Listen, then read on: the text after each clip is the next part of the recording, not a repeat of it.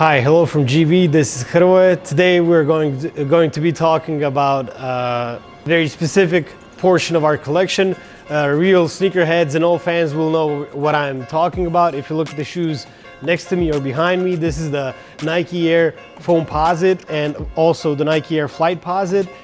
This is a really different shoe. It is a shoe that has been out for a while, since the end of the 20th century, and ever since it came out, it turned heads, and the people were either madly in love with it or didn't really care about it. Personally, I think it is a great shoe, and I know there's a lot of people who agree with me, who think that it is so unique, so different, that it is something that you have to have. Of course, it's not only because of how the shoe looks, it's also how it feels and how it performs. But without any further ado, we can talk about some of the historic details and developments of the shoe. The first interesting part is that the shoe was originally designed for Scottie Pippen. It turned out that he didn't end up wearing it, but Penny Hardaway was the first one, the first NBA player to showcase it. And the interesting detail about that is that Penny was looking at various models or prototypes for the next shoe that he will endorse. And while looking through various bags, literally the last bag or box that he looked in was the one with Foamposites, and he said, "This is it. This is the one that I want to have," and that's how it ended up happening.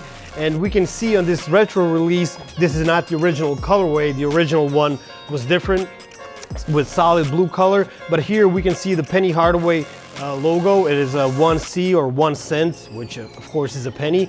Then here we have the regular Foamposites without the penny details, so that's something interesting to look at. And then the newer remixes, the Flightposites, which also have the similar composite material, but they also have a zipper. It changes the outlook of the shoe a little bit.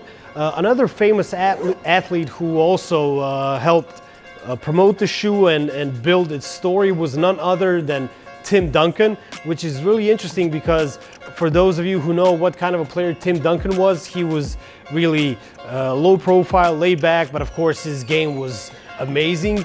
And it was interesting that even though his persona was laid back, that he decided to go with a shoe that's a bit outlandish, such as this one.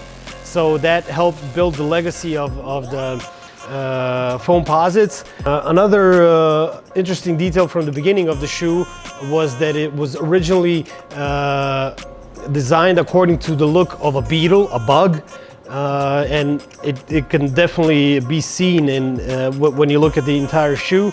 Another great story was that it was actually developed and built in Daewoo, the company that builds cars. But since this Foamposite material is actually a liquid that has to be cast in a certain mold, Daewoo turned out to be the only company or the best company that could provide a solution for it.